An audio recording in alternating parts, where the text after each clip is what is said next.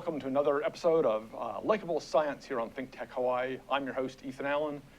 With me today in the studio is ThinkTech's own Jay Fidell, and we have with us today Mark Blumhardt from Mari's Garden. And we're going to be talking about aquaponics, aquaculture, all kinds of exciting stuff here. Absolutely. So, say it's nice to be here. Oh, it is definitely nice to be here. Okay. I knew It's a very you'd nice. say that. It's a very nice studio. It's very, very nice. yes, it's a lovely studio. Anyhow, so we're going to have a good conversation today. And I want to introduce Mark, give a little bit of his background first. Mark is a native Hawaiian here, born and raised in Kailua, graduated from St. Louis High School, went on to get his Bachelor of Science degree in agriculture with a specialty in aquaculture from Hilo. Very nice. And then took a trip overseas to do some graduate work. Got a Master's of Applied Science in Aquaculture from the University of Tasmania. So that must have been a good culture change. Tassie's nice. Tassie's nice. And we're also going to talk a little later about a conference that Mark's helping to organize, I guess, and helping to put on. Yeah, our facility is putting it on. Called the Dirt on Soilless Agriculture. So that sounds pretty interesting. Apparently a lot of researchers, industry professionals, educators, and I think maybe Zuri will be able to get a URL up on the screen at some point for that. I want to urge our viewers to tweet questions, comments to us. You can tweet us at ThinkTech Hawaii. That's at ThinkTech High. So we'll try to read your tweets here and respond, and so that's all the good. Before I get into this, I'm trying to do these little, what I call science campfire stories, you know, because science is often sort of intimidating to people, and little campfire type stories help make it more real. And the one I was thinking of, because we're going to be talking about sort of an interaction across species for the aquaponics and all, is a real sort of a classic story about how people interact with animals. So some years ago, these scientists wanted to look at how people interacted differently with different sorts of animals. So they took and put plastic turtles out on the roadway, and drivers would come along, they'd slow down, they'd either drive carefully around them, or they'd even stop their car and get out of the car and go to pick up the turtle to move it out of the road. Very carefully, you know, person after person would do this. And then they put plastic snakes out in the road. Oh, different scenario. Yeah, people would run over them, stop, back up, go over them again. They actually, on video, they caught a state highway cop. After running over the snake, he pulls over, he leaps out of his car, he unholsters his weapon, and he starts apparently discharging his sidearm at the rubber snake. Very different kind of thing, you know. Yeah. So just, anyhow, sorry, that's just a little story there. People are funny. Yeah. I really hope that, you know, that snake, after that he found out it was rubber, lived a decent life as a rubber snake. Sounds like he got taken out pretty good. Anyhow, I'm curious, because Mark, you have a background in immunology and antimicrobial peptides in fish, was what you actually studied as a master's student. Yep. And that seems a little bit of a leap to sort of the whole sustainability concepts that interest you now. And can you tell us a little bit about how you made that shift and what was the factors? Well, I started out at Hilo, and for like a semester project at the end of it, our teacher, Dr. Sakai, was like, we're going to do aquaponics or hydroponics, your choice. Have a go at it. And me and a bunch of my student friends were like, we got to knock this one out of the park. This one's going to be fun. So we ended up setting up a simple, you know, ebb and flow and float raft system, and we were really, really proud of it. And I was really excited and ready to go for aquaponics. And then I was researching online, because I'm primarily a fish guy. And I read the profile of a wonderful woman by the name of Professor Barbara Noack, and I was immediately just going, nah, I gotta go do this. So I put that on hold to go and study fish. She happens to be one of the best parasitologists in the world. She works at the University of Tasmania, and 220 publications. It was too good to be true. I was like, I need to work for this lady. So I pretty much called her up on the phone and was like, I would like to come study for you. How long until I can be there? And she's like, I'll see you in a week. And I literally flew there on the 1st of January. I got in on New Year's, and I left on New Year's 2 years later. Cool. So what kind of a place is Tasmania? By the way, I want to add that we had an electrical engineer from Tasmania here on the show not too long ago, and it was very clear that they are way ahead in many ways.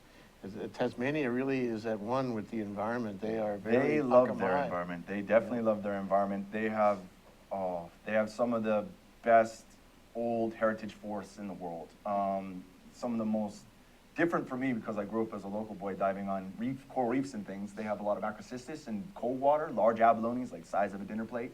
And you just kind of hop in the water and you're like, this is an undersea jungle. I've never seen this before. Like, so, but of course, you know, I had my wetsuit on. I brought my spear gun with me. I was like, oh yeah, I bet they'll be good for this. And they do. The Australians as a whole will just tell you, give it a go, mate. You know, just give it a go. And it's a wonderful place. Really well known for their wines. Really well known for their apple orchards, and of course their sustainably grown salmon. Also one of the fly fishing capitals of the world. Amazing. So cold though. We're across from New Zealand, so she's cold year round. But you get used to it. Okay. Well, cool. So just to be sure we're all sort of on the same page as we get this underway, let's be sure we're using terms. I mean, everyone knows the term agriculture, right? Growing a bunch of plants for food, probably large scale. But then we got aquaculture, Right. and we got aquaponics. Yep. Now, you want to clarify the distinction between those two? Sure, I'd love to explain this one. So when you look at ag, you've got plants, of course, and that's the primary one that people understand and know. And then some guy was like, if I can do it with plants, I bet I could do it with fish, hence aquaculture. And this goes way, way back to the Chinese, you know, as simple as putting a carp inside of a vase and saying, I'll come back to it later. And then, more recently, we had a birth of like hydroponics. So someone at some point got the beautiful and genius idea of going, well, you know, we got hydro on this side and we're using synthetic chemicals to raise our plants, which is fine and works very, very well. And we have aquaculture on this side. And in aquaculture, one of the major problems is we have to discharge water because we have effluent problems. You know, your ammonia starts to build up and you're like, I have all this excess nutrients. What do I do with them? And he was like, plant. Hey, it works. That's pretty much the birth of aquaponics. Right, so it's feeding the wastewater from your fish tanks back into your watering your plants, and the water that drains through there comes in and feeds your fish. Yep, absolutely. So when was this first done? Oh, I couldn't tell you off the top of my head. I do know that it was probably done in some way, shape, or form much, much before someone coined the term. That I know for sure. I mean, if you think of just a simple aha pua'a system used in Hawaii, you could go, they might have been the first aquaponics guys, because it does seem like they're using effluent water coming down from the rivers to feed their lo'i. So, don't know if they're the first, but I'm sure people have been doing this for a very, very long time. It's just now our technologies have improved to where we can go, wow, we can do so much more than just simple stuff. We can throw, well, I haven't found a plant species that doesn't really work in it. It just takes the right type of fine-tuning. So where is Hawaii on the continuum? Are we world-class here? Are we ahead of other places? Remember the Virgin Islands and this guy, Jim Rakosi? Jim Rakosi, yes, I know him. He was one of the early... He is considered the godfather, if you will, of aquaponics. So what would he, is he proud of us? I'm sure Jim would be proud of us. In fact, if you come up to our farm and have a look at ours, I'm sure we'd be proud of it to tell you all about it. We are definitely up there. The reason that I chose to come work for Mari's particularly is because I've never stepped on a facility before like this. You walk on and you see people who care about what they're doing, are passionate about what they're doing, and really are pushing the envelope and are like, how much can we do? And you're like, that's a damn good question. Like, I don't know, let's play with it and give it a go. So, yeah, it was just amazing. And it's really, really, really humbling to be around people that are actually practicing the concepts of sustainability and aren't really satisfied with 70% or 80%. We're like, we're going for 100. We want everything. We want all the marbles. We want it to be solar. We want it to, you know, and that's really inspiring to be around. Yeah, it's wonderful when you see a system like that and you begin to realize the beauties and efficiencies that get built into those systems, where everything is becoming usable by everything else, and you just begin to harvest off. You're essentially converting solar energy into food in a nice, rather direct way. Yeah, that's right. And a lot of the concepts that you'll see with aquaponics started as a backyard movement. So, you know, something as simple as using gravity to move your water around. Well, and that's kind of like a well, duh. But when you see it in principle and practice, I can tell you, I've jumped up and down and smiled so much just watching my bell siphon go and go, oh, I did it, it finally worked. Like, you know, a simple concept like that to a farmer like me just gets you excited. Gravity. Yeah, you know, someone else would be like, well, yeah, it's just gravity, man. You're like, but it's gravity moving effluent rich water to another bed that's gonna grow me a lot of food. That's different. Right. Like, There we go. Exactly. So, and these, of course, you can begin to see the beauty of this for the sustainability movement, right? Absolutely. I guess some of the key things are, though, you have to be careful at what you're putting into your plants, because that's going to then go into the fish, right? Yep. And certain things. and there's a couple of schools of thought on this. When you look at the initially designed systems, you kind of see these complete systems, right? One system all coupled together, fish leading directly into some type of biofilter, because bacteria do a lot of the work for us Right. to convert our ammonia into usable nutrients. And then we have our plants. But we're starting to kind of play around with the idea and say, well, what if we decouple the system? What if we make it so that our fish are producing effluent, and then we process that water, and now we still have, you know, organic, nutrient-rich water, but we're holding it in a reservoir so that we can use it to do larger systems, and we can have more control with our systems.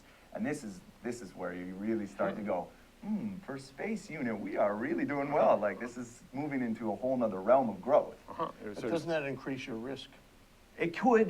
It also, though, gives you the option to do other types of treatment methods. So like you were saying, if I have my plants directly over my fish, now if I wanted to use, say, even organic pesticides or any type of mitigation strategy to try to save my crop, I have to worry about, will they have any negative effects on my fish? If you decouple the system, though, now you have a beautiful kind of arrangement where you can actually work on them isolated, but they are in fact still one. So you're like, yes, this is quite nice. Yeah, and if you set up proper reservoirs and things, then you can That's still right. keep the other half going while That's the right. ones decouple from it. And vice versa, you can also work with your fish and Sure. make sure that they're happy. You can even say, I got a warm water species of fish, but I want to run my water colder through my beds, heater chiller. We have options now. We have these newer technologies that we're coming in and using and going, well, that makes life much easier.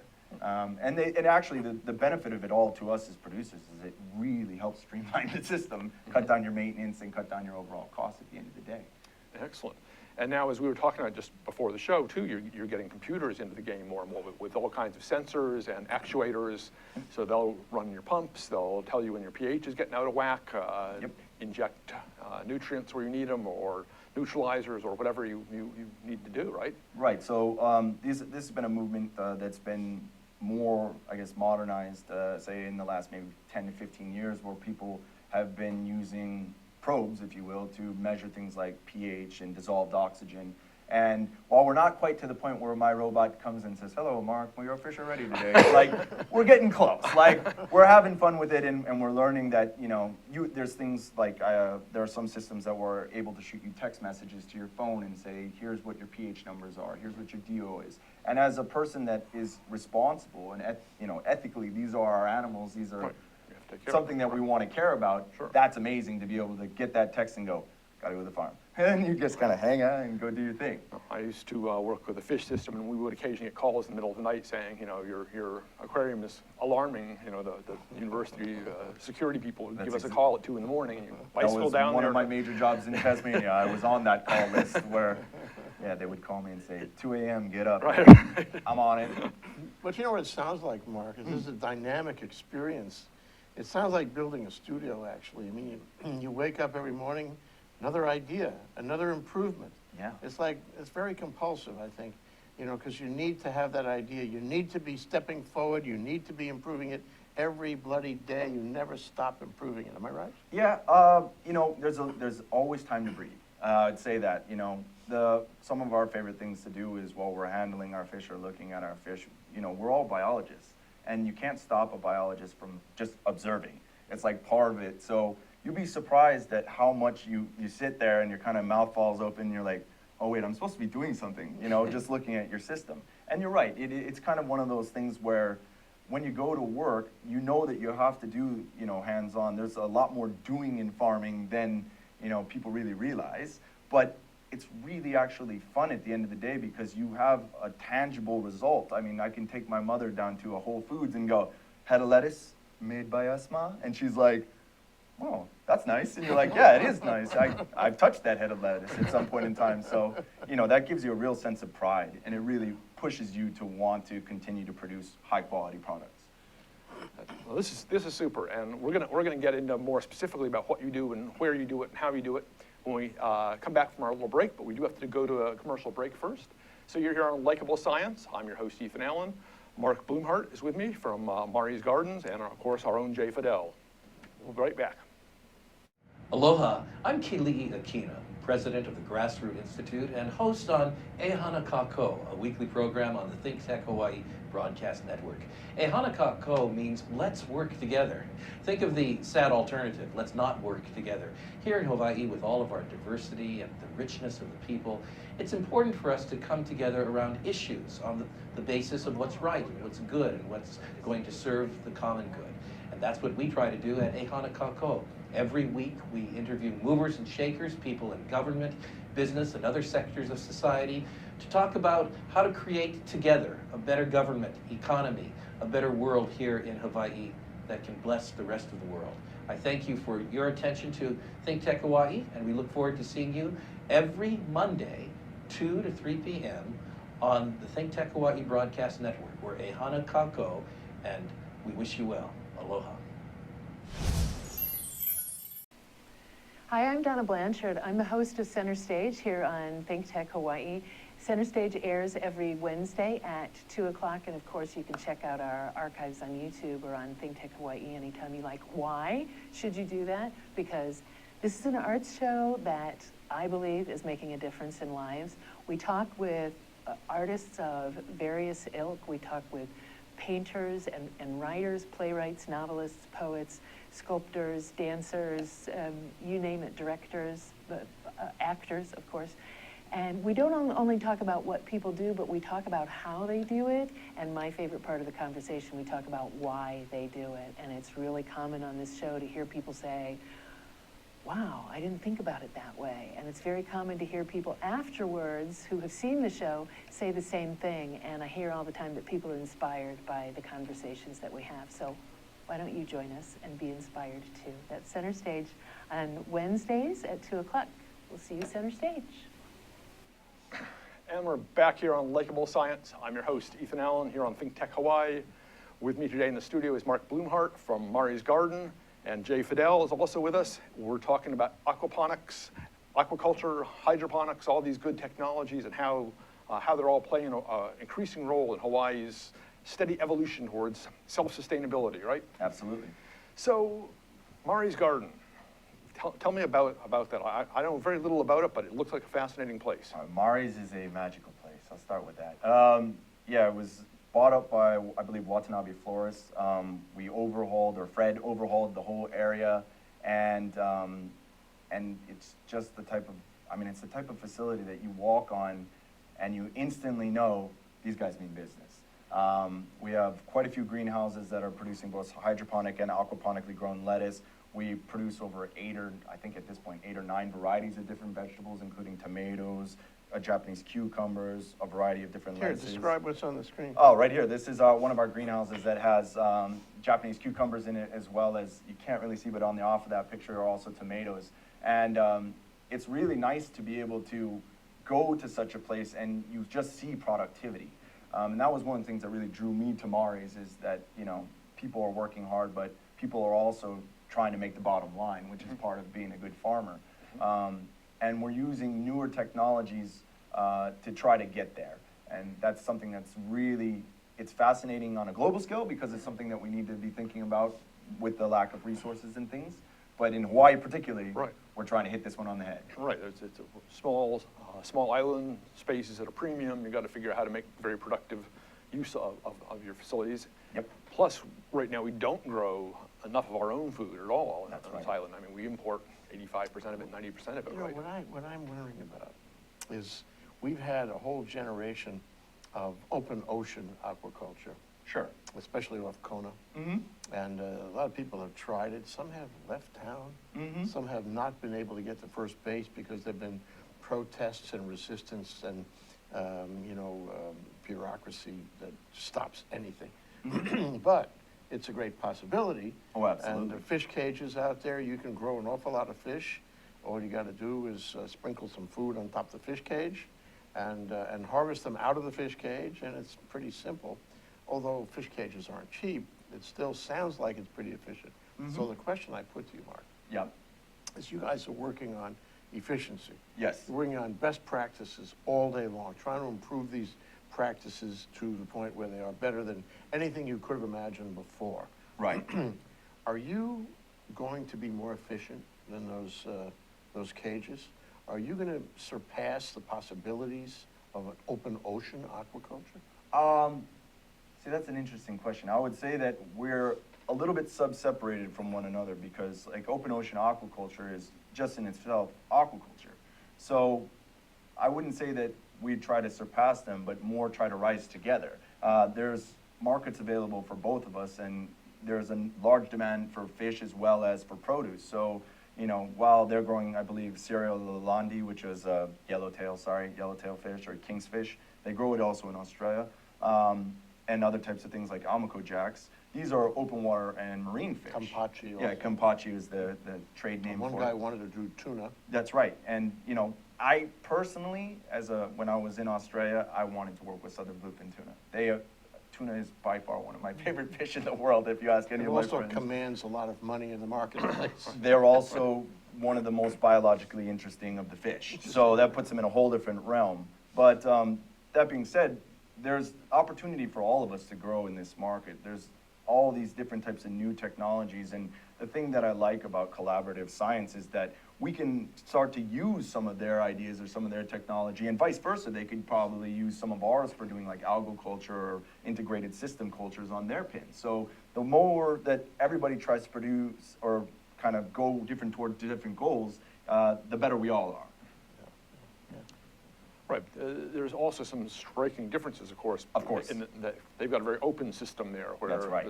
everything they do is just sort of washed away in the ocean. That's whereas correct. you're Well, some people would say that the effluent, what do you call it, the fish poop, that's a scientific word. It is. Fish poop stays at the bottom, and thus it despoils the environment, and they oppose any kind of open ocean aquaculture. Right. And there's a big dispute about that. right. I mean, that's certainly true, and particularly if you move in shallower waters and Absolutely. keep things tied down to one spot. But Yep. as I understand it, the new trend in a lot of the ocean stuff is to actually have the cage open and more or less free floating, so it moves around. And, Yep. Yeah. And it, Which like- again, yeah, in your southern systems can't do. Well, in southern Australia, actually, they have this in Port Lincoln, and they actually do seining, and they do a form of mariculture, which is very similar to open ocean pen caging, or they call it sea ranching. And actually, they have seen episodic, or what you call like outbreaks of certain types of like blood flukes and things like that. And they have actually found that the life cycle is directly correlated to benthic organisms.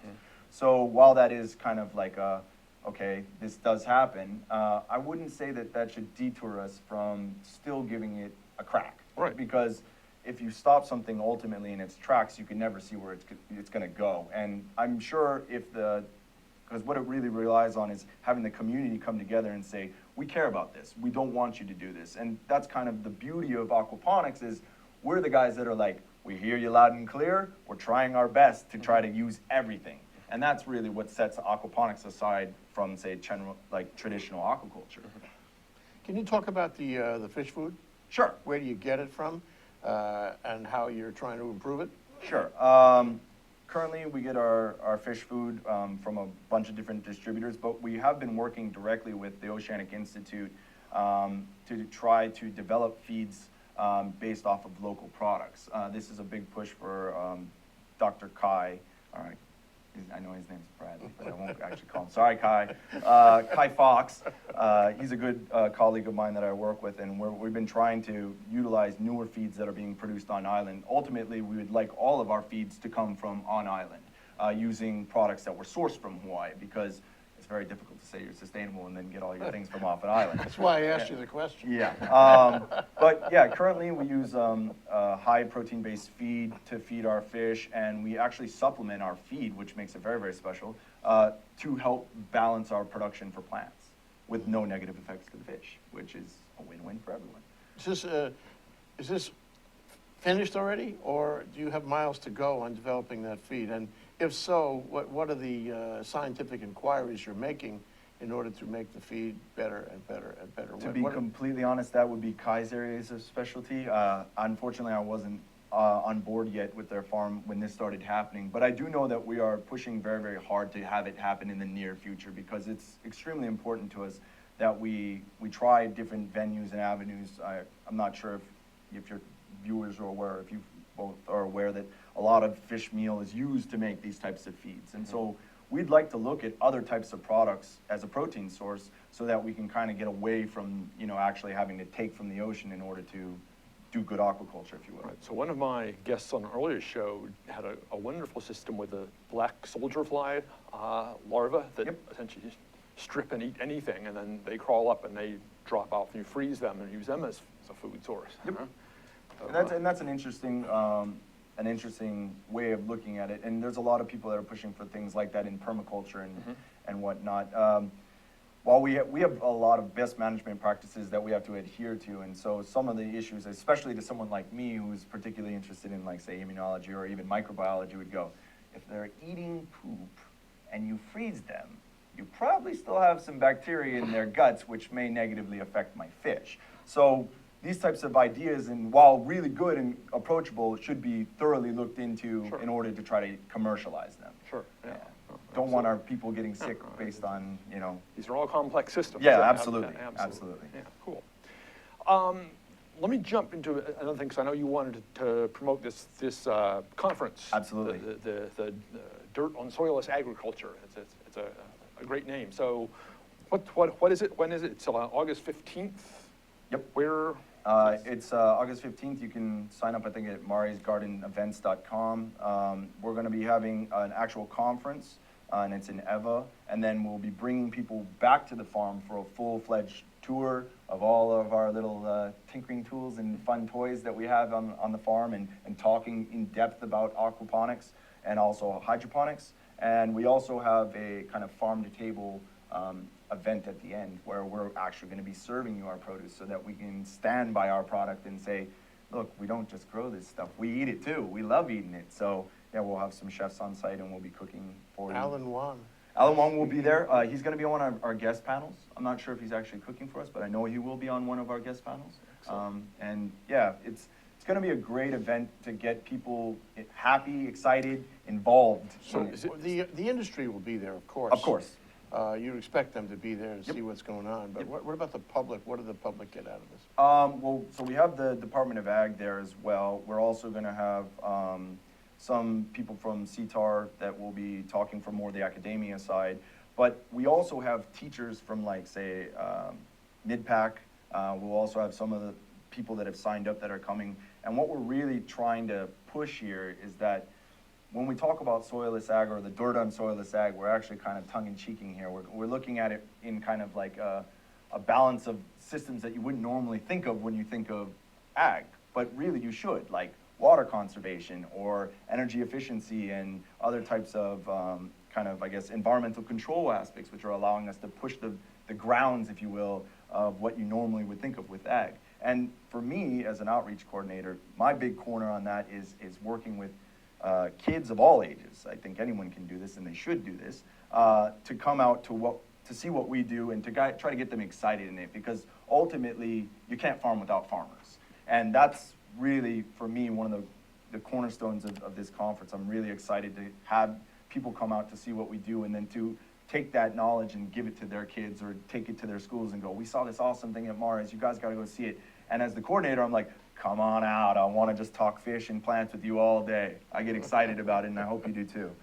Oh, absolutely, and it's critical. I mean, the percentage of farmers as a percentage of our population is really an all-time low, right? It's what, 2% of our population? I wouldn't know that number, but people don't really like to do it. Yeah, I mean, it used to be, 30, 40% of the population, and so it's... Well, what's interesting, Ethan, is that aquaponics, at least as far as the Department of Agriculture is concerned, department as the body of that small number of farmers in the community is concerned, is actually more interesting than straight farming. dirt farming, and more people out of school who don't want to necessarily get the soil under their fingernails, they could do aquaponics. It's a lot more pleasant. It's a lot, and you have the fish to enjoy and all this. Yeah, so absolutely. I think the bottom line, and correct me if I'm wrong on this, is that at least in Hawaii, we are moving in that direction. And when you speak of agriculture these days, diversified agriculture, you're talking in large part this initiative toward aquaponics. Yeah, to some extent, yes. It can be more cost prohibitive, so I wouldn't say that all farms are going to move towards this, but the nice part is that we would like to work in conjunction with other farmers, because there's also like a whole set of byproducts that we produce that could technically go right into organic gardening. And the more people we can get involved into it, the more that we'll learn about things like using casings to make tea, or to learn more about the biological organisms that live in these systems and how they interact in, even as far as public health, or even stuff like animal welfare. That's very important for us. So it's not that we're trying to kind of kick them out of the market, more as to say there's enough for everyone. We happen to like to do it this way because it's shiny, and we enjoy it. And we're going to continue this, but I'm told we do have to take another commercial break here. Okay. So you're here on Likeable Science. Jay Fidell, Mark Blumhardt, and me, Ethan Allen, your host for Likeable Science here on ThinkTech Hawaii. We'll be right back.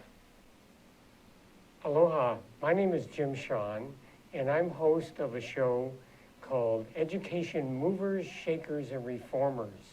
Each week, live streaming at noon on ThinkTech Hawaii, we interview people who have special insights into education, from early education through K-12, all the way through higher education and beyond. Both public and private are areas we're interested in. We dig deeper. We try to find out what it's really like to be involved in making change, advocating for it, how you reform, what people's philosophies are in reforming it. As I said, we're live streaming every Wednesday at noon on ThinkTech Hawaii. And later on, you can find these interviews on YouTube and on the Hawaii Educational Policy Center website. We hope you join us as many times as possible. Aloha. And we're back here on Likeable Science here on ThinkTech Hawaii. I'm your host, Ethan Allen. With me today in the ThinkTech studios is Mark Blumhardt from Mari's Garden, and our own Jay Fidell. And we're talking about sustainability, aquaponics, aquaculture, and all these related technologies. Mark was telling us about the conference coming up on August 15th, the Dirt on Soilless Agriculture. But we want to now sort of look ahead and sort of, where is all this headed? What's going to happen? And what are the challenges? What are the factors driving the progress? How do you see the whole sustainability movement evolving here in Hawaii? Oh, that's a really good question. I would like to say progressively moving forward. Okay. And I say this because there's a lot of good technology that's coming into our usage, stuff that you wouldn't primarily associate with either aquaponics, hydroponics, or even aquaculture, that we're starting to say, hey, that might work for us, like PV systems and using solar energy to power our facilities. The future is looking bright. It's very, very easy, at least for me as a producer, or as someone that likes to build systems, as a tinkerer, as an engineer, as all the little jack of all trade things that a person that farms falls under, to get people to enjoy this. I mean, if you ever enjoyed fishing as a kid, you might like aquaponics. If you ever enjoyed planting a garden as a kid, you might enjoy this. If you just like hard science, we got plenty of that. So yeah, I think it's just getting out there and getting the community to support us, and to really rally behind us, because we're trying to rally for them. Right. So as soon as we can kind of get everybody on the same page and say, look, we can do this. It's not that difficult. Let's do it. I think we'll be making great strides forward. Excellent. So in terms of sort of the outputs from your operation there, what kind of percentage do you think you're putting in terms of, say, the produce that appears in places like Whole Foods or other stores? Oh, I couldn't even begin to tell you that. I do know that every single one of our beds, when it can be used, is used. We sell our produce to Armstrong as a distributor. We sell it to Whole Foods. We sell it to Safeway now. I mean, we're trying to get it into as many markets as possible, and actually that's one of our goals. As far as when we talk about one element of sustainability, and it's not commonly talked about, sustainability also to a farmer means that I'm not breaking my back every day, Right. and that I'm actually being able to sustain product to give to people, because reliability is really a key to the success of this project. Sure. And being able to get the produce to people and Day have in them and day know out, it's right. ours, you Right. know? So we're definitely hounding that. We would like, I mean, we would love to have the whole lettuce market if you would give it to us. So, and we're working towards it. We're actually developing brand new greenhouses in the back of our facility right now. That's sort of what I was wondering. I mean, do you think it's 5% of the market or 25% at this stage? I have no real sense, other than it's probably still a relatively small share, I think. Yeah, it's probably very, very small at this point. I couldn't actually tell you the numbers without talking to Fred about it, but I do know that, you know, we're going to continue to pursue this at full steam. And I think with the ability to take newer technologies and to improve what we're currently doing, we're going to get there much faster than, say, some conventional farmers, because we're able to maximize per unit space much, much more efficiently. And that really is the name of the game in Hawaii, is trying to get as much into a space as possible. Sure. And still have a highly superior product. Yes, you it know? is superior, but it's more expensive, isn't it? Slightly, yes. So if I buy my lettuce from your counter, it's going to be more. If I buy my lettuce from the next counter, it's from Chile. Chile is one of those places. It's going to be less. But your lettuce is better. It's fresh, it's local, it's crisp, and all those good things about lettuce. I would make this exact claim because it's one of the things I love to tell people. They go, well, like you said, I could get it from these other sources, and I go, well, that's wonderful. That head of lettuce 5 hours ago was on our farm. You can't get much fresher than that. Like, you know, how far did it have to come from Chile? Lettuce needs to stay very crisp in order to retain its properties, especially its nutrient profiles and how good it is for you. The fact that you can come up to our facility and we actually sell produce directly on our facility at our shop tells you that we stand behind our product, and we want people to come and enjoy and appreciate it, and, you know, troubleshoot it or test it out against other products, you know?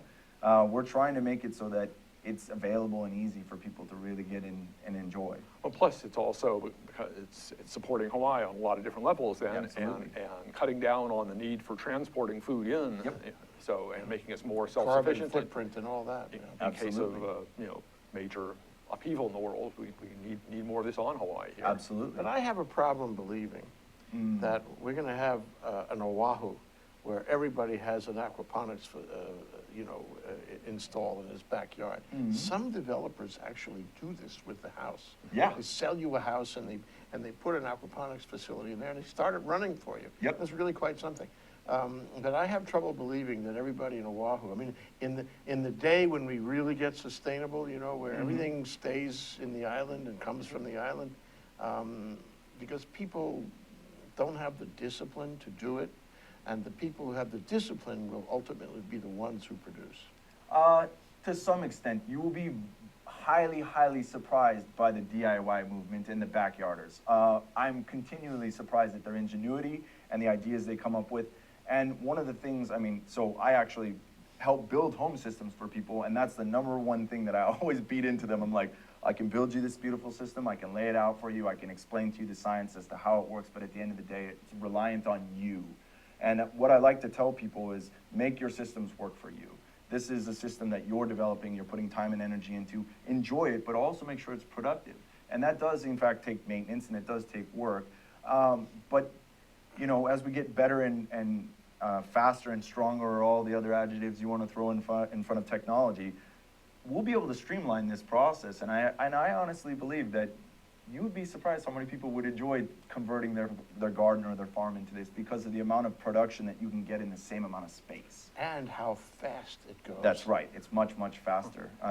So you think this is going to help sort of decentralize agriculture? It won't be one big, you know, 2 or 3 big farms in the center of the island. It's going to be 1,000, 2,000, 10,000 small producers all around. I definitely think you're going to still have your major producers, because, you know, just like you have any technology, if it's a working technology and it's profitable, they're going to move towards it. But I do also think that you're going to have a lot of this grassroots movement, because people do enjoy producing their own food. They like the idea of, I put this in the ground, I grew it. And they really like the other types of elements that, like, I mean, I set up a system for one of our good friends, and him and his daughter go out there and they feed the fish and they plant, and she's getting excited about planting. And that, to me, as a guy that built it or helped him build it, goes, dude, you're nailing on the head. Good parenting plus growing things. I'm all for that. Like, There we go, there we go. A family that does aquaponics together is stays together.